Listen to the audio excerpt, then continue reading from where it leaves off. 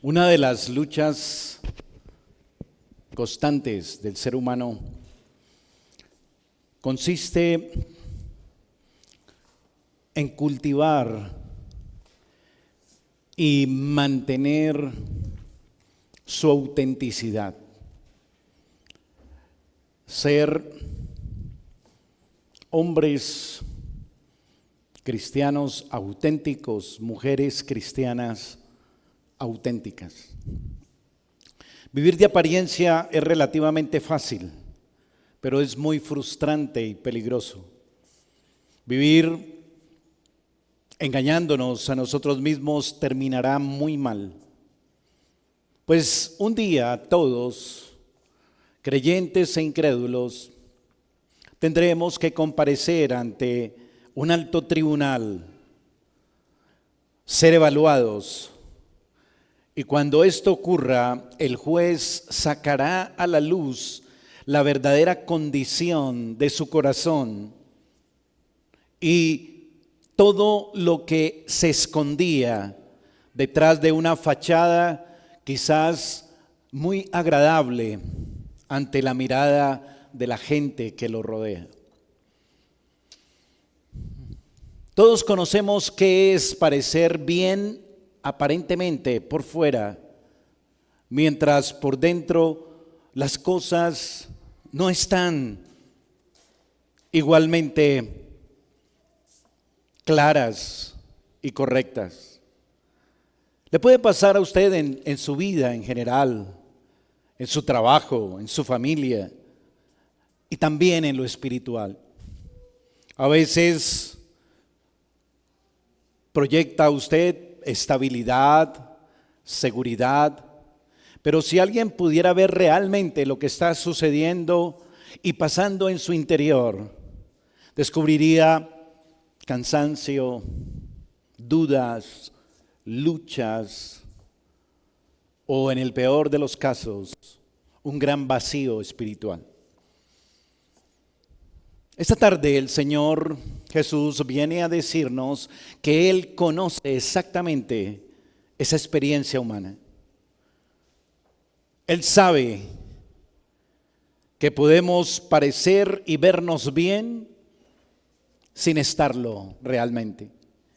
Y en Mateo capítulo 21, el pasaje que leíamos públicamente, encontramos una escena sorprendente en el que el Señor Jesús nos ilustra de forma muy clara y directa este aspecto. Y no es para avergonzarlo a usted ni a mí. No, hoy el Señor viene a mostrarnos la gran debilidad de nuestra condición humana y la gran necesidad que tenemos de Cristo. Siempre, constantemente, todos. La apariencia no basta, pero la esterilidad espiritual no es algo normal en la vida de un creyente. Esta historia es una historia donde Jesús, como el Rey Divino, hace tres cosas que todos necesitamos escuchar sin importar cómo está nuestra relación con Dios. En primer lugar, Él nos mostrará la realidad de una imagen que todos queremos proyectar, pero que no hace justicia con la verdadera condición de nuestra vida.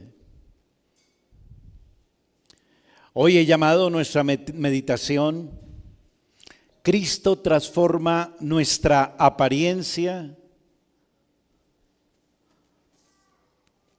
al fruto verdadero. Cristo transforma nuestra apariencia al fruto verdadero. Y hoy vamos a ver este tema bajo tres enunciados. En primer lugar, veremos cómo el Señor Jesús, como el Rey, confronta nuestra apariencia espiritual. En segundo lugar, veremos cómo el Rey juzga nuestra apariencia espiritual. Y por último, veremos cómo nuestro Señor corrige nuestra apariencia espiritual. Así que vamos al primer aspecto. El Rey confronta nuestra apariencia espiritual. Recordemos que en el contexto del pasaje de Mateo que estamos hoy analizando, es decir, este capítulo 21, verso 18 al 22, tiene un contexto. El contexto es la semana de pasión. Ya vimos cómo Jesús el Rey ha entrado por las puertas de Jerusalén sobre un pollino. Ha sido aclamado como el Hijo de David, ¿lo recuerda?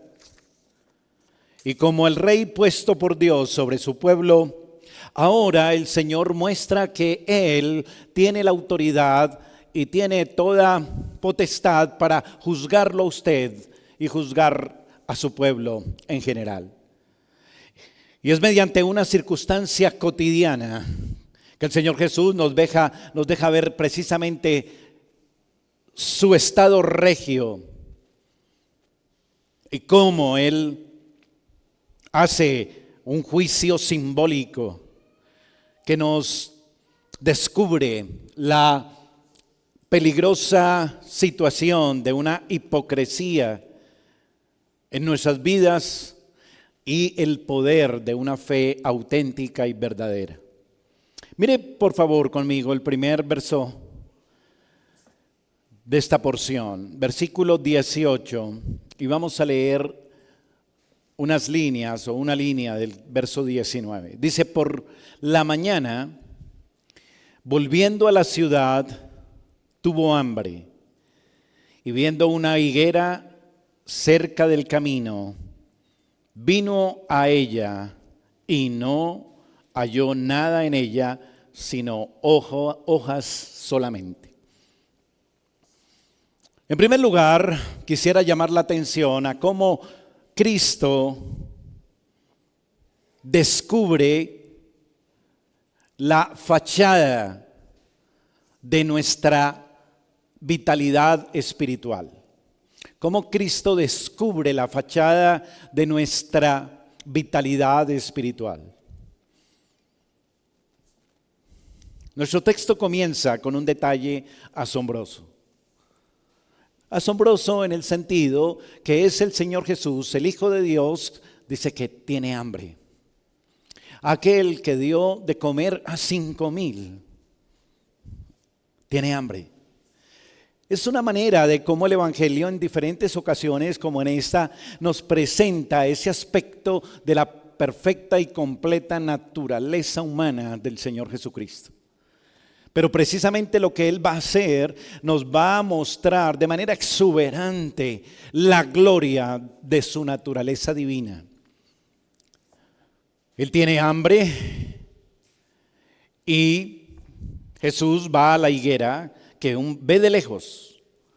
Y ve de lejos la higuera, ¿por qué? Porque es una higuera que tiene una buena fachada. Él mira a lo lejos y ve un árbol frondoso de higos, una higuera. ¿Conoce las brevas? Son las mismas. Entonces ve que el arbolito tiene hojas y aparenta entonces esconder detrás de esas hojas higos. ¿Por qué? Porque los que conocen y saben del tema nos informan que la higuera, cuando tiene hojas, es porque ya empezó a producir higos. Así que lo que él ve en la distancia y esa mañana con su estómago vacío es ese árbol que presenta una apariencia de poderle satisfacer su hambre. Y va y se dirige allá hasta ese lugar. Y nos dice el texto que no encuentra nada en ella sino hojas solamente. El árbol era un árbol pretencioso, ¿sí me hago entender? Daba una imagen de un árbol que prometía saciar el hambre del Señor Jesús. Profesaba tener fruto a través de sus hojas, pero al acercarse Jesús nada halló sino hojas solamente. Cristo aquí entonces nos llama la atención sobre otro punto importante, y es cómo Él confronta nuestra falta de fruto. Teológicamente, y en el contexto del Evangelio que estamos estudiando, esta higuera es un emblema de la nación de Israel y su sistema religioso. Israel, recuerde, es el que está ahora mostrando que desprecia al rey que Dios ha enviado, porque es el pueblo escogido de Dios, es el pueblo que tiene todo un sistema religioso bien montado, y es una nación que no necesita ahorita de un hombre como el Mesías Salvador que encarna el hijo del carpintero. Así que la higuera nos está mostrando a una nación pretenciosa que aparenta estar muy bien espiritualmente. Tiene su templo, tiene sus sacrificios, tiene sus sumos sacerdotes, tiene su legión de levitas, tiene todos sus cultos, etcétera, etcétera, pero carecen de lo más importante, carecen de una fe auténtica, carecen de una sensibilidad espiritual para haber reconocido a Jesús como el Mesías enviado por Dios para salvar a su pueblo. ¿De qué les servía esa apariencia al pueblo de Israel? No les servía de nada, porque estaban despreciando lo más importante por su falta de vida espiritual, pues estaban más concentrados en su religiosidad, en sus ritos, en su apariencia, que en el espíritu de la palabra y cómo les anunciaba la venida de ese Salvador que venía manso y humilde sobre un pollino, y lo rechazaron, lo despreciaron y terminaron matándolo. Hoy corremos el mismo riesgo como creyentes, individualmente y como iglesia, como pueblo. Corremos el riesgo de ser higueras con solo hojas, pero sin fruto.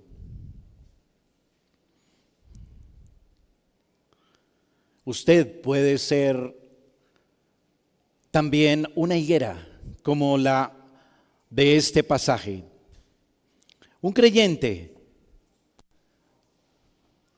présteme atención, un creyente que aparece en la lista de membresía de la Iglesia Bautista Gracia Soberana. Un creyente que asiste a los cultos. Un creyente que diezma. Un creyente que usa un lenguaje cristiano, que participa de las actividades, pero su vida y su corazón no expresan el espíritu y el carácter humilde de Cristo. Ese Mesías humilde que entró en un pollino, que no entró en un corcel blanco rodeado de huestes de soldados y de hombres de guerra. No, entró humilde. Pero, ¿cómo es su vida? Es una vida realmente donde la cruz de Cristo Es la que marca y determina su carácter, su forma de ser, la manera como trata a su prójimo, la manera como usted entrega su vida a la causa de Cristo, invierte lo mejor de sus energías en el reino de Dios, etcétera, etcétera, y expresa una vida piadosa, satisfactoria. ¿O hay en su boca todavía palabras despreciables, de orgullo, de indiferencia hacia su prójimo, de indiferencia hacia su hermano, de crítica, de murmuración?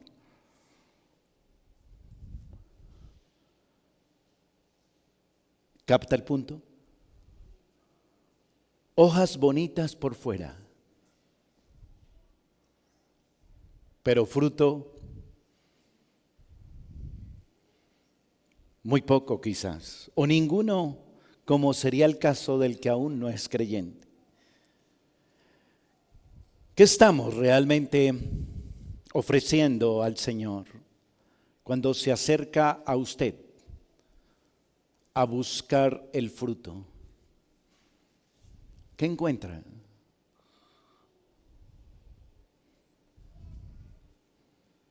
¿Satisface al Señor lo que encuentra en su corazón? No lo que está por fuera, su actividad, su compromiso, sus obras aquí y allí. No, la desnudez espiritual de su alma. ¿Qué encuentra allí? Porque el Señor Jesús nos dice que Él vino a buscar y salvar lo que se había perdido, y vino también para que los que Él busca y salva lleven mucho fruto. Dios no se impresiona con el follaje externo de su cristianismo. Él busca la sustancia, lo que hay allá en el fondo de su alma, de un creyente transformado, que está donde está formándose Cristo y su carácter. Así que Él va a juzgar nuestra apariencia espiritual, y ese es el segundo punto principal. Y mire cómo sigue diciendo el texto, versículo 19, la segunda parte. Y le dijo: nunca más nazca de ti fruto. Y luego se secó la higuera. Viendo esto, los discípulos decían maravillados: ¿cómo es que se secó enseguida la higuera? Ante la esterilidad del árbol, Jesús pronuncia una sentencia: nunca jamás nazca de ti fruto. Algunos dicen que quizás fue un arranque de inconformidad del Señor Jesucristo en su humanidad, y vio que con esa hambre que tenía y el árbol no tenía nada sino solo apariencia, y entonces por eso lo maldijo. Pero no fue eso, fue un acto de juicio, un acto judicial. Este juicio explica mucho de la obra del Señor Jesucristo. ¿Por qué? Porque Él acaba de hacer algo en el templo, en la casa de mi Padre. Él había limpiado la casa, ¿lo recuerda? Donde estaban allí esos negociantes, esos cambistas, que habían convertido la casa de Dios en cueva de ladrones. Y ahora entonces el Señor azota látigo y los saca y voltea sus mesas con el dinero, y maldice entonces la situación diciendo que la casa del Señor la han vuelto una cueva de ladrones. Y que el Señor entonces no está a gusto. El Padre no está a gusto con esto y que Él caerá con todo su juicio sobre esa casa. Y la desarraigará completamente al punto que no quedará piedra sobre piedra. Y eso fue lo que pasó pocos años después, cuando en el año 70 Jerusalén fue sitiada por Tito, el hijo de Vespasiano, y Jerusalén fue tomada y derribada y el templo fue quemado a fuego. ¿Lo recuerda? Y hasta hoy ese templo no se ha vuelto a restaurar. Queda un muro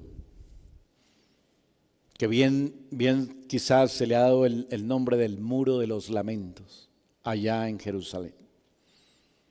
El hecho es que aquí nos dice que en efecto nunca jamás nazca de ti fruto, y se secó la higuera. Es importante en primer lugar aquí notar el juicio que Cristo profiere sobre nuestra esterilidad. La maldición sobre la higuera muestra que la religión vacía es una religión que un día será juzgada por el Rey Mesías, el Señor Jesucristo. Y el día que eso ocurra, donde Él no encuentre fruto, caerá la maldición que está aquí en este texto. Porque si en ese día no hay fruto, no queda más que una horrible expectación de juicio y de ruina en el infierno para esa alma. Será totalmente desarraigado y lanzado al lago de fuego y azufre. Será un juicio total e irreversible. Así como la maldición sobre la higuera estaba prediciendo el juicio y la destrucción de Jerusalén y el posterior juicio final de Jerusalén y de los pobladores que confiaban solamente en su religiosidad y que en el día final serán lanzados también al infierno, así también está advirtiendo de el poder que tiene el Señor Jesús para en el día del juicio lanzar a toda higuera que no tenga fruto al lago de fuego y azufre. Es un juicio grave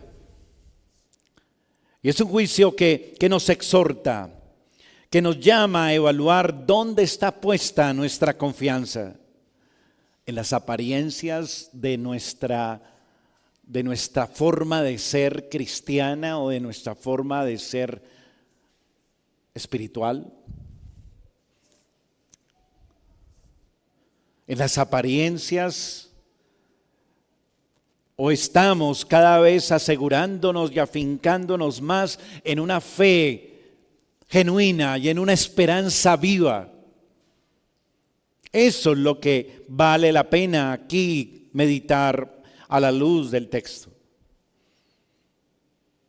¿Por qué? Porque el Señor va a juzgar esa apariencia.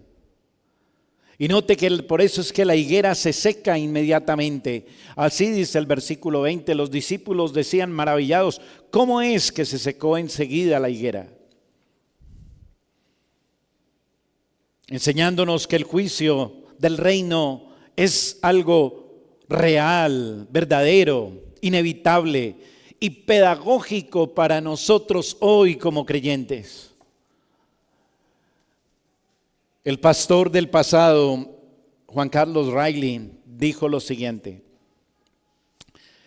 vemos en la conducta de nuestro Señor en esta ocasión un impactante ejemplo de lo que hará cuando venga de nuevo por segunda vez. Purificará a su iglesia visible igual que purificó el templo. La limpiará de todo aquello que la corrompa y haga iniquidad en ella, y echará a todos los amantes del mundo fuera de su recinto. No permitirá que ningún adorador del dinero, ni ningún hombre amante de las ganancias, ni de las cosas de este mundo caído, tenga un hueco en aquel glorioso templo que Él exhibirá al final ante el mundo. Ojalá nos esforcemos todos por vivir cada día con la expectativa de ese gran día de su venida, cuando vendrá el Señor a juzgar a todos. Cierro comillas, hasta ahí la cita. Si como iglesia, hermanos, si como individuos estamos solamente mostrando apariencias y quizás estamos descansando y confiando tranquilamente en esas apariencias, hay un gran peligro de estar engañándonos a nosotros mismos. Debemos evaluarnos con solemnidad, con seriedad. La paciencia de Dios es grande,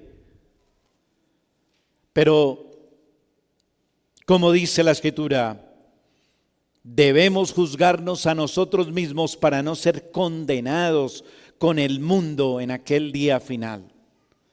La paciencia de Dios es grande, pero no debe confundirse con la aprobación de nuestra esterilidad espiritual. Y eso nos lleva a movernos al último punto. El rey corrige nuestra apariencia espiritual. Mire el versículo 21 y 22. Respondiendo Jesús les dijo: de cierto os digo que si tuviereis fe y no dudareis, no solo haréis esto de la higuera, sino que si a este monte dijeres: quítate y échate en el mar, será hecho. Y todo lo que pidieres en oración creyendo, lo recibirás. Hermanos, la higuera estéril nos está ilustrando la condición de un alma sin verdadera fe. La condición de un alma sin fe salvífica. La esterilidad que la falta de fe produce en un alma. En un alma que quizás muestra apariencia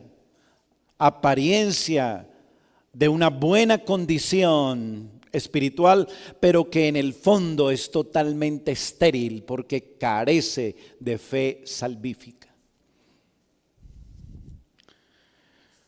Teológicamente, la higuera con hojas pero sin fruto vuelve a llevarnos a mirar la religiosidad externa de Israel y de cualquier creyente, por supuesto.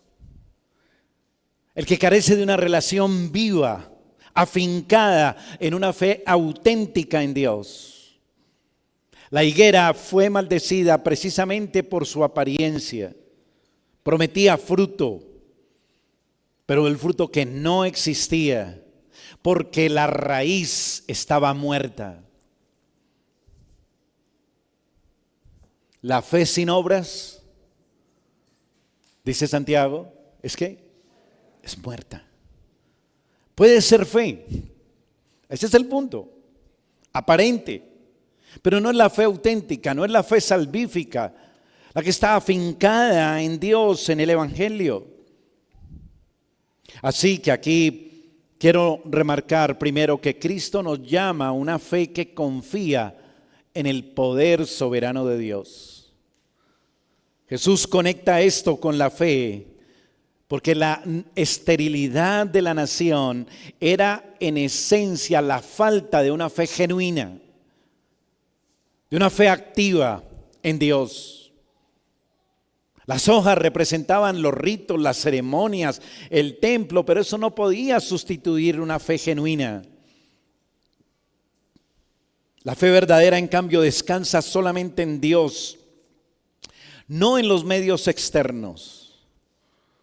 Por eso Jesús les enseña que deben tener fe y no dudar. Mire cómo dice, respondiendo Jesús les dijo, de cierto os digo que si tuviereis fe y no dudaréis. El término dudar en el original griego significa tener una mente o un corazón dividido, vacilar entre si nuestra confianza descansa en el Evangelio o descansa en las apariencias y en las obras y en la fachada que tenemos cristiana. ¿Nota la diferencia? Es un corazón que vacila, que no está realmente bien afincado, sino que es duditativo. Por eso duda, vacila. Y a esto añade el Señor la enseñanza de mover montes con una fe verdadera que enfrenta lo imposible con la certeza de lo que Dios sí puede obrar.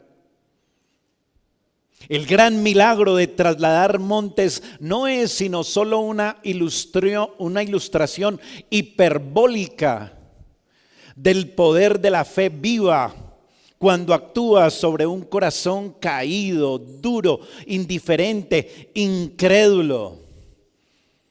Esa fe verdadera transforma ese corazón.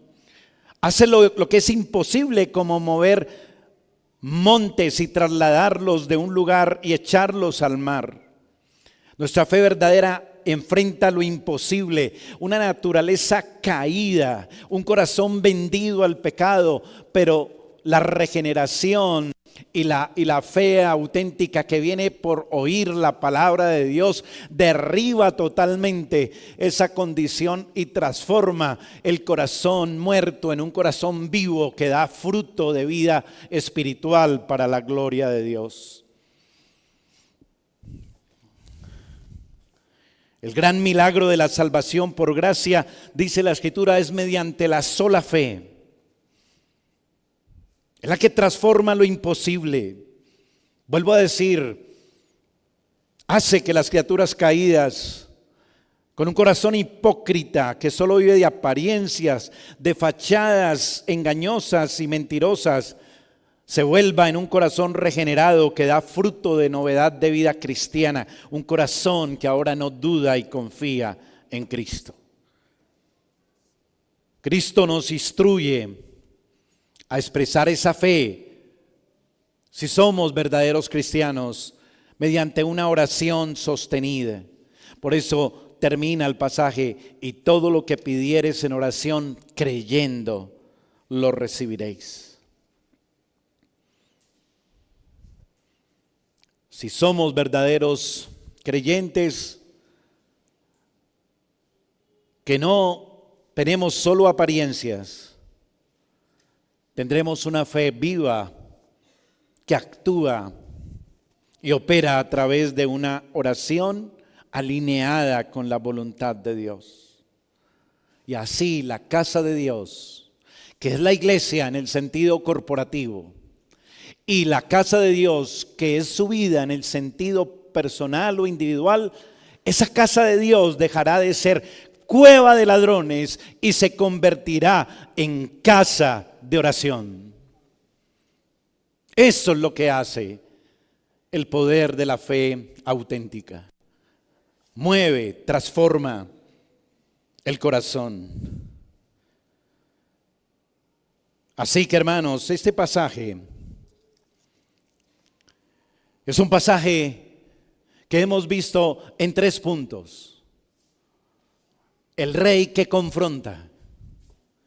Y quiero que usted, hermano, hoy sea sensible y deje que Jesús lo confronte con este pasaje de la higuera estéril. ¿Se siente confrontado? Ese es el primer aspecto. El Señor hoy viene a confrontarnos. Él como que viene a echar, por decirlo, ilustrarlo, hoy vino aquí a nuestra iglesia Gracia Soberana porque Él está en medio de los candeleros de oro hoy en el día del Señor y viene y está buscando aquí entre las hojas de su vida a ver qué encuentra. Es para que todos nos confrontemos. ¿Me hago entender? ¿Qué encontrará el Señor? ¿Algo que le satisface? Así que este pasaje es para que usted permita que hoy el Rey confronte su situación, su vida. Y sepa que este Rey tiene la autoridad y la potestad de juzgar la condición de su alma. Sí, Él es el Rey que Dios ha puesto sobre su pueblo. Pero Él no quiere solamente que nos sintamos culpables. No, Él quiere animarnos, quiere corregirlo a usted. Y por eso nuevamente le lleva a ese principio básico, y es que separados de mí, nada podemos hacer. Y que debemos ejercer nuestra fe cada vez de una manera más robusta, más decidida. El Señor no quiere avergonzarnos, quiere darnos más vida, vida en abundancia. Así que si Cristo le ha confrontado, le animo a que sea humilde ante el Rey que lo ve y lo señala. Y si el Señor le está juzgando, ese juicio del Señor es verdadero y es para su bien.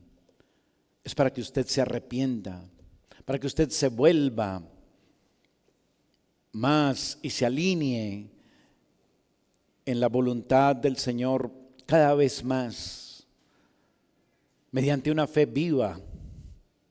Nos invita a una vida de oración que no sea mecánica, sino una vida de oración cada vez más genuina, más viva, más natural, más orgánica, si me lo permite decir así. Así que hoy como iglesia y como individuos escuchemos la voz del Rey. Dejemos las apariencias, reconozcamos nuestra falta de fruto y abracemos más a Cristo con una fe viva y permitamos que Cristo produzca en nosotros el fruto que Él mismo demanda. Y que, como dice Hebreos, que Él haga en vosotros lo que es agradable delante de Él. Amén. Oremos. Padre, te damos gracias por este evangelio y por este tema de la higuera. Es un tema que nos confronta, Padre. Y te damos gracias por eso, que nos juzga, pero que también nos ayuda. Te rogamos, haznos sensibles, inteligentes, sabios, no necios, Señor, para que atendamos a estas cosas.